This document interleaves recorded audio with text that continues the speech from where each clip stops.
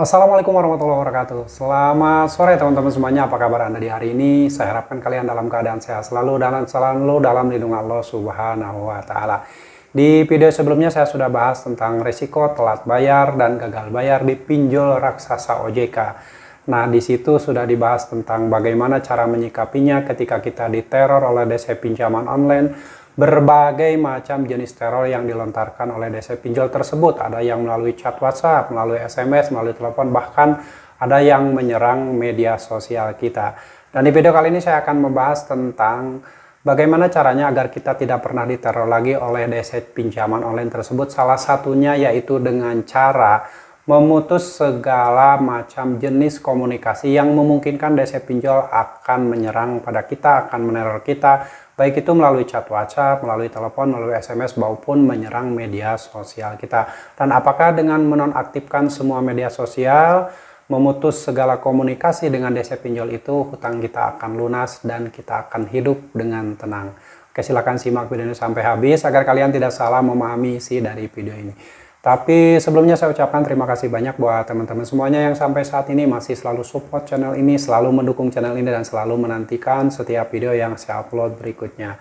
Saya doakan kalian tetap sehat selalu dan selalu dalam lindungan Allah Subhanahu wa taala. Baik teman-teman, memutus komunikasi dengan DC pinjaman online, apakah ini akan mengakibatkan utang kita auto lunas dan kita hidup tenang dan tidak akan pernah lagi diteror oleh DC pinjol? Memang sekilas kalau kita berasumsi jika kita memutus hubungan atau memutus komunikasi antara DC pinjol dengan kita, baik itu kita dengan cara mengganti nomor langsung, ada juga dengan cara menonaktifkan atau menghapus akun media sosial kita, lalu kita tidak pernah merespon chat WhatsApp, tidak pernah mengangkat telepon dari DC pinjol, itu secara asumsi mungkin kita akan lebih hidup tenang. Kita tidak akan pernah lagi mendengar teror, membaca teror dari DC pinjaman online tersebut. Dan segala macam jenis teror dari DC pinjol tersebut, salah satunya yang dikirimkan melalui SMS. Biasanya yang dikirimkan melalui SMS itu adalah kata-katanya yang cenderung kasar dan tidak pernah menyebutkan nama aplikasinya. Lalu yang dikirimkan melalui chat WhatsApp. Melalui chat WhatsApp itu biasanya ada yang menyebutkan nama aplikasi pinjolnya, ada juga yang tidak. Dan kata-katanya juga ada yang biasa-biasa saja, ada yang menekan, ada yang kata-katanya kasar dan sebagainya. Lalu melalui telepon, kalau melalui telepon menurut saya ini kata-katanya ada yang tidak terlalu kasar lah. Pokoknya ini hanya mengingatkan dan biasa-biasa saja. Tapi itu tergantung dari DC pinjolnya sendiri.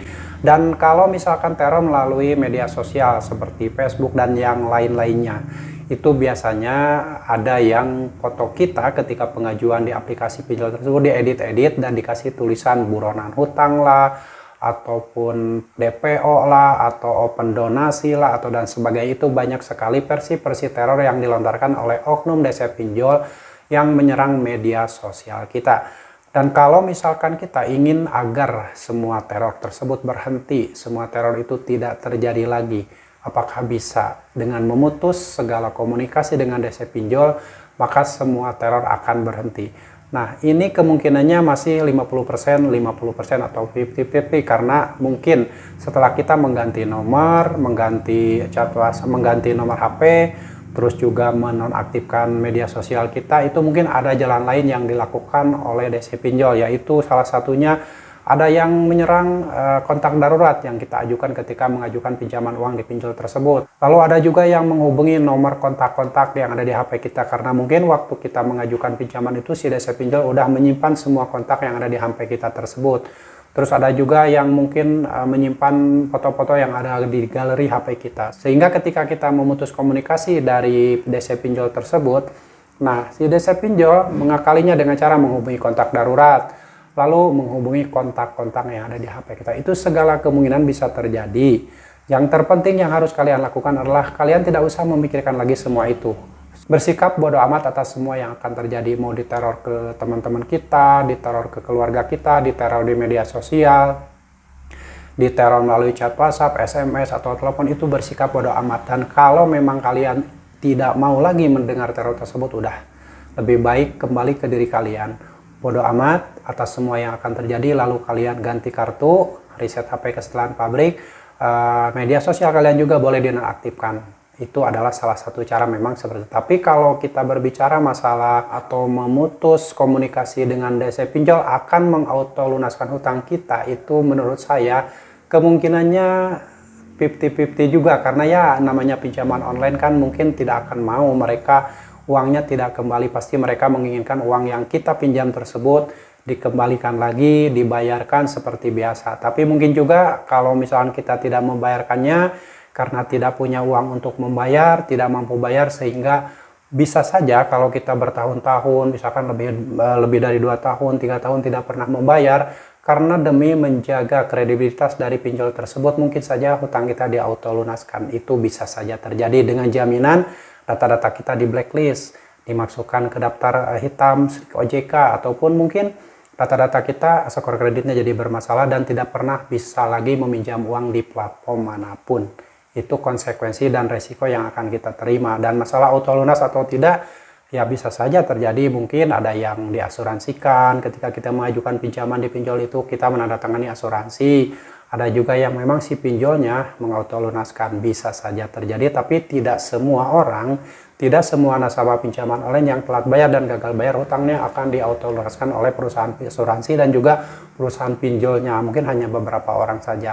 Tapi segala kemungkinan bisa saja terjadi. Kalau misalkan kita bisa melewati semua ini, karena mungkin gagal bayar ini diakibatkan karena kalian tidak mampu lagi membayar hutang tersebut, segala kemungkinan bisa terjadi. Yang harus kalian lakukan adalah tetap tenang, fokuskan kehidupan kalian pada segala aktivitas yang kalian lakukan. Jangan sampai karena telat bayar dan gagal bayar di pinjol, hidup kalian justru makin hancur, hidup kalian justru makin terpuruk. Nah, yang harus kalian lakukan ketika mengalami dalam situasi telat bayar dan gagal bayar di pinjaman online itu adalah tetap beraktivitas secara normal, mencari peluang-peluang untuk mendapatkan uang, minimal untuk bisa kalian bertahan hidup, minimal untuk bisa menghidupi keluarga kalian. Jadi tidak perlu terlalu terpaku, terlalu takut terhadap semua teror yang dilontarkan oleh debt collector pinjaman online tersebut. Karena kalau misalkan kalian takut, kalian cemas, segala kemungkinan terburuk akan menimpa kalian. Oke, demikian teman-teman, ketika kita memutus segala komunikasi dengan DC pinjaman online, maka ada kemungkinan hidup kita akan tenang, hidup kita akan lebih tentram, dan asal kita bersikap bodo amat atas semuanya. Dan masalah hutang auto lunas bisa saja terjadi. Mungkin berbagai macam cara pinjol untuk mengauto lunaskan hutang kita, itu segala kemungkinan bisa saja terjadi. Yang terpenting kalian tetap berdoa sama Allah, meminta bantuan sama Allah, memohon pertolongan sama Allah, agar segala permasalahan kalian dengan utang piutang di pinjaman online segera diselesaikan dengan jalan Allah. Yakinkan bahwa Allah akan membantu kalian, Allah akan menunjukkan jalan keluar yang terbaik untuk kalian. Yakinlah bahwa Allah akan membantu kalian dan akan menyelesaikan segala permasalahan kalian dengan jalan Allah. Oke, tetap semangat. Perjuangkan masa depan kalian, perjuangkan masa depan keluarga kalian, dan jangan pernah lagi menyelamatkan masa depan pinjaman online. Sampai jumpa lagi di video saya selanjutnya. Assalamualaikum warahmatullahi wabarakatuh.